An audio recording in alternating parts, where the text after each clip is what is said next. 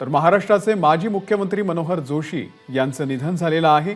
राष्ट्रवादीचे नेते एकनाथ खडसे सध्या आपल्या सोबत आहेत। खडसेंजी, तुम्ही सुद्धा मनोहर जोशी यांच्यासोबत काम केलेलं आहे, त्यांचं काम पाहिलेलं आहे।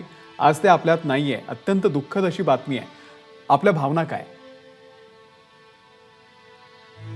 जोशी सर गेल्यामुळे दुःख वाटणं स्वाभाविक आहे, कारण गेले अनेक वर्ष मी त्यांच्यासोबत काम केलेलं आहे, एक कार्यकर्ता म्हणून, एक आमदार म्हणून आणि नंतरच्या कालखंडामध्ये मंत्रिमंडळातील सहकारी म्हणून त्यांचं मला नेहमीच मार्गदर्शन मिळालं। तेव्हा मंत्रिमंडळाला काम कसं करावं हे नवीन असताना त्यांनी तुम्हाला शिकवलं। नवीन सरकार होतं, नवीन युती होती, महाराष्ट्राला नवीन दिशा देण्याची जबाबदारी होती आणि अशा कालखंडामध्ये त्यांनी मुख्यमंत्री पदाची जबाबदारी स्वीकारत असताना मंत्रिमंडळाच्या साऱ्या सहकाऱ्यांना एक व्यवस्थित मार्गदर्शन केलं। अनेक धोरणात्मक निर्णय त्यांनी या राज्याच्या दृष्टीने त्या कालखंडात घेतले, त्याचे परिणाम आता चांगले दिसत आहे।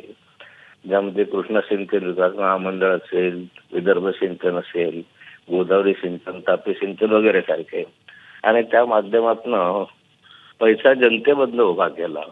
जनतेमधनं उभा करून आज पाणी दिसतंय महाराष्ट्रामध्ये। कृष्णा खोरेमुळे ते त्यांच्या गोपीनाथ मुंडे यांच्या दूरदृष्टिकोनाचं रक्षण आहे आणि एक हसत खेळत मार्गदर्शन करायचे, शिकवायचे, हलकं फुलकं वातावरण निर्माण करायचे आणि त्या माध्यमातून मला खूप शिकायला मिळालं। मला खूप आता वेदना होत आहे, दुःख होत आहे, त्यांच्या अनेक आठवणी आमच्या सोबत आहे आणि काम करत असताना आणि पुढच्याही कालखंडामध्ये नेहमी त्यांची आठवण मला राहील।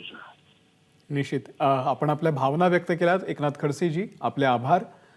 तर एकनाथ खडसे तेव्हा भाजपमध्ये होते आणि जेव्हा युतीचं सरकार झालं तेव्हा त्यांनी सोबत एकनाथ खडसे यांनी मनोहर जोशी यांच्या मंत्रिमंडळामध्ये सुद्धा काम केलेलं होतं आणि त्यांनी आपल्या भावना व्यक्त केलेल्या आहेत। एबीपी माझा, उघडा डोळे बघा नीट।